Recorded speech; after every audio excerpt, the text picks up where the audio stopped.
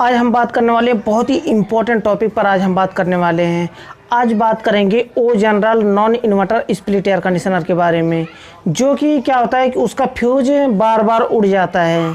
क्या फ़ाल्ट होता है, आज इसे हम एक्सप्लेन करने वाले हैं। चाहे ओ जनरल हो या फिर किसी भी कंपनी का स्प्लिट एयर कंडीशनर हो, सभी को आज हम एक एक करके एक्सप्लेन करेंगे कि बार बार फ्यूज क्यों उड़ जाता है। अगर एक बार फ्यूज उड़ता है, एक बार फ्यूज जल जाता है और दोबारा नया फ्यूज डालते हैं तो कुछ लंबे समय तक चल जाता है, तो चलने वाली बात है कि हो सकता है थोड़ा बहुत एम्पियर बढ़ा हो या फिर कोई और प्रॉब्लम पड़ा हो ताकि फ्यूज उड़ गया है। एम्पियर बढ़ता है तभी फ्यूज उड़ता है, लेकिन बार बार अगर फ्यूज उड़ जा रहा है तो क्या फ़ाल्ट है, इसलिए वीडियो को तो लास्ट तक देखते रहिए। आज हम एक्सप्लेन करेंगे 1 बाय 1 करके। और उससे पहले मैं हमेशा की तरह बताना चाहूँगा कि अगर आपने अभी तक हमारे सिलेवन टेक चैनल को सब्सक्राइब नहीं किया है तो नीचे लाल कलर का सब्सक्राइब का बटन है, उसे दबाकर सब्सक्राइब कर लें और बेल आइकन को प्रेस कर दें ताकि हमारे आने वाले न्यू वीडियो की नोटिफिकेशन आपको सबसे पहले मिल सके, क्योंकि दोस्तों हम आपके लिए इसे यूजफुल वीडियो हमेशा लेकर के आते रहते हैं। तो बात करते हैं कि ओ जनरल का कनेक्शन कैसे किया जाता है। ये सबसे पहले कनेक्शन उसका जानना ज़रूरी होता है। कोई भी सर्किट हो, कोई भी फॉल्ट हो तो उसका सर्किट जानना बहुत ज़रूरी होता है कि उसका सर्किट कैसे किया जाता है। कुछ कंपनियां ऐसे ही देती हैं कि मॉडिफाई किया जाता है कि सबसे पहले आउटडोर में कनेक्शन जाता है उसका, आउटडोर से फिर इनडोर के लिए एक कम्युनिकेशन वायर के सहारे जाता है कि इनडोर में। लेकिन कुछ कंपनियां ऐसी होती हैं जो डायरेक्ट इंडोर में देती हैं कनेक्शन न्यूट्रल फेस, उसके बाद कम्युनिकेशन वायर लगा करके आउटडोर को कनेक्शन दिया जाता है। तो ओ जनरल में क्या होता है, ओ जनरल में सबसे पहले आउटडोर को दिया जाता है कनेक्शन, आउटडोर से इंडोर को दिया जाता है। अगर आउटडोर में लगा फ्यूज जो हाई रैप्चरिंग कैपेसिटी फ्यूज होता है, अगर वह उड़ जाता है, अगर वह जल जाता है तो इंडोर भी बंद हो जाएगा, इंडोर भी काम करना बंद कर देगा, इंडोर में बिल्कुल सप्लाई नहीं जाएगा, क्योंकि मेन सप्लाई आउटडोर में जा रहा है। अगर मेन सप्लाई इंडोर में जाता और आउटडोर का फ्यूज अगर उड़ जाता है तो सिर्फ आउटडोर बंद होता, इंडोर नहीं बंद होता, इंडोर चलता रहता और उसमें एरर शो हो जाता।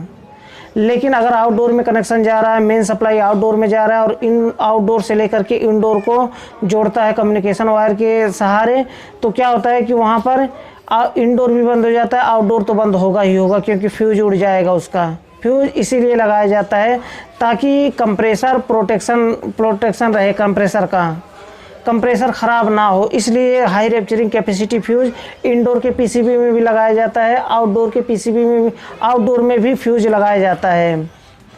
अब बात करते हैं कि फ्यूज जलता कैसे है। फ्यूज अगर देखिए, एक बार फ्यूज अगर कोई उड़ गया, एक बार फ्यूज जल गया तो मानिए हो सकता है कि कंप्रेसर कभी थोड़ा बहुत एम्पियर ज़्यादा लिया हो, कंप्रेसर हीटअप हुआ हो, या फिर कैपेसिटर कमज़ोर है जिसके वजह से कंप्रेसर हाई एम्पियर लिया है, या फिर उसका कभी क्या होता है कि कैपिलरी ब्लॉक होती है तो भी हाई एम्पियर लेता है, या फिर मोटर उसका ख़राब होता है, आउटडोर का कंडेंसर फैन मोटर अगर ख़राब होता है तो भी वहाँ पर हाई एम्पियर लेता है, तो वहाँ पर क्या होता है फ्यूज जल जाता है।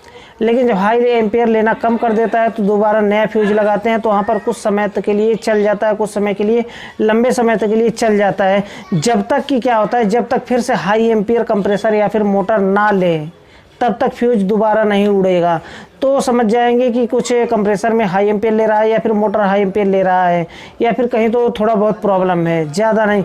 लेकिन अगर फ्यूज बार बार उड़ रहा है तो एक बार आपने फ्यूज लगाया उड़ गया, फिर तुरंत दोबारा आपने फ्यूज लगाया, फिर तुरंत दोबारा भी उड़ गया, एमसीबी ऑन करते ही, तो उसमें क्या फ़ाल्ट होगा, उसमें सीधा फ़ाल्ट यही होगा कि न्यूट्रल फेस कहीं तो शॉर्ट है।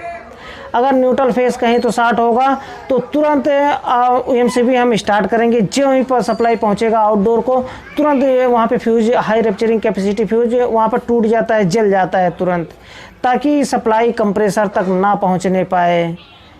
तो यही होता है कि अगर कहीं न्यूट्रल फेस शॉर्ट होगा। अब देखिए शॉर्ट कहाँ पे हो सकता है, जो ओ जनरल का स्प्लिट एयर कंडीशनर होता है, नॉन इन्वर्टर एयर कंडीशनर, वो फ्यूज के रास्ते से हो करके जाता है।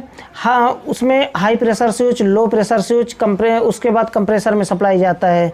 तो हाई प्रेशर, लो से प्रेशर स्विच के पहले फ्यूज लगाया जाता है, तो वह सप्लाई सीधा कंप्रेसर को जाता है।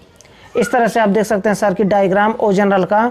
इस तरह से सीधा हाई रैप्चरिंग कैपेसिटी फ्यूज के बाद high pressure switch, low pressure switch के रास्ते सीधा कंप्रेसर के टर्मिनल पर जाता है। अब देखिए वहाँ पर हो सकता है या तो उसका जो एक रनिंग के लिए जाता है, एक न्यूट्रल के लिए जाता है, एक रनिंग के लिए जाता है, एक कॉमन के लिए जाता है कंप्रेसर के। अगर दोनों वायर में कोई कहीं तो शॉर्ट है तो फिर यह फ्यूज बार बार उड़ेगा, चाहे आप जितनी बार भी फ्यूज लगा लें बार बार फ्यूज उड़ेगा। आप इसे रोक नहीं सकते जब तक कि आप जो न्यूट्रल फेज शॉर्ट है उसको आप हटाएंगे नहीं। जब तक शॉर्टिंग आप चेक नहीं करेंगे कि कहाँ से शॉर्टिंग है, वायर में शॉर्टिंग है या फिर कंप्रेसर के टर्मिनल में शॉर्टिंग है, जब तक आप शॉर्टिंग को हटाएंगे नहीं तब तक फ्यूज बार बार उड़ेगा। ये होता है कि फ्यूज बार बार उड़ जाता है।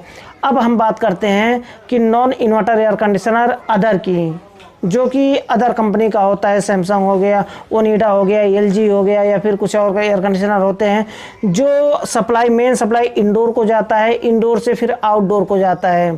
तो वहाँ पर क्या होता है, जो हाई रैप्चरिंग कैपेसिटी फ्यूज लगाया जाता है वह इंडोर के पीसीबी में लगाया जाता है। आप इस तरह से देख सकते हैं, इंडोर के पीसीबी में हाई रैप्चरिंग कैपेसिटी फ्यूज लगाया जाता है, जो कि अगर आउटडोर में कोई प्रॉब्लम होता है, हाई एम्पियर लेता है या फिर कहीं पे कम्युनिकेशन वायर में शॉर्टिंग होता है या फिर कंप्रेसर में शॉर्टिंग होता है या फिर इंडोर में अगर मोटर में कहीं शॉर्टिंग है या फिर वायर में कहीं शॉर्टिंग है तो वह फ्यूज उड़ जाता है। मेन तो यही होता है कि अगर फ्यूज तुरंत लगाए तुरंत उड़ गया तो फिर यही होता है कि न्यूट्रल फेस कहीं तो शॉर्ट है। ऑलरेडी मैं इस टॉपिक पर वीडियो बना चुका हूं कि फ्यूज अगर बार बार उड़ जाता है तो क्या फॉल्ट होता है। मैं प्रैक्टिकल इस वीडियो को मैं बनाया हूं, आप उसे जा करके देख सकते हैं। आई बटन में फ्लैश हो रहा है या फिर नीचे डिस्क्रिप्शन में लिंक मिल जाएगा, वहाँ से क्लिक करके उस वीडियो को देख सकते हैं और सीख सकते हैं कि क्या फॉल्ट होता है कि फ्यूज बार बार उड़ जाता है। फ्यूज बार बार उड़ने का यही कारण होता है, यही रीज़न होता है कि न्यूट्रल फेस कहीं तो शॉर्ट होगा। अब देखिए शॉर्ट कहाँ पे हो सकता है, एक बार समझ लेते हैं। या तो आउटडोर के मोटर में शॉर्टिंग होगा या फिर कंप्रेसर के टर्मिनल में शॉर्टिंग होगा या फिर जो कम्युनिकेशन वायर जा रहा है वहाँ पे शॉर्टिंग होगा। बस इतने जगह शॉर्टिंग हो सकता है। कभी कभी होता है कि जब आउटडोर को हम सर्विस कर रहे होते हैं पानी के द्वारा, पानी से हम जो उसे धो रहे होते हैं तो कभी कभी वायर में जाकर के पानी की बूंदें चिपक जाती हैं। तो वहाँ पर क्या होता है कि जब हीटअप होता है, कंप्रेसर हीटअप होता है या फिर गर्मी बहुत ज़्यादा दोपहर में पड़ती है तो पानी की बूंदें दो तार में ऐसे आपस में देखिए इस तरह से चिपका होता है। और जब हीटअप होता है वहाँ पर तो वायर के ऊपर का प्लास्टिक जो होता है वो प्लास्टिक जल जाता है और न्यूट्रल फेस वहाँ पर शॉर्ट हो जाता है। तो इस तरह से जितनी बार आप फ्यूज लगाएंगे उतनी बार फ्यूज बार बार उड़ जाएगा। आप इसे रोक नहीं सकते जब तक कि आप शॉर्टिंग को नहीं चेक करेंगे कि शॉर्टिंग कहाँ से है। तो आई होप कि आपके समझ में आ गया होगा, आप समझ गए होंगे कि फ्यूज बार बार क्यों उड़ रहा है। अगर वीडियो पसंद आया तो वीडियो को लाइक ज़रूर करें। और दोस्तों लास्ट में मैं फिर बताना चाहूँगा कि अगर आपने अभी तक हमारे इलेवन टेक चैनल को सब्सक्राइब नहीं किया है तो नीचे लाल कलर का सब्सक्राइब का बटन है, उसे दबाकर सब्सक्राइब कर लें और बेल आइकन को प्रेस कर दें ताकि हमारे आने वाली न्यू वीडियो की नोटिफिकेशन आपको सबसे पहले मिल सके। क्योंकि दोस्तों हम आपके लिए इसे यूजफुल वीडियो हमेशा लेकर के आते रहते हैं। और मैं एक बात और बताना चाहूँगा कि आप कोई भी क्वेश्चन हो, अगर कुछ समझ में ना आया इस वीडियो में या फिर कुछ और क्वेश्चन हो आपके दिमाग में तो बेझिझक मुझसे कमेंट बॉक्स में पूछ सकते हैं। मैं उसका आंसर देने की पूरी कोशिश करूँगा।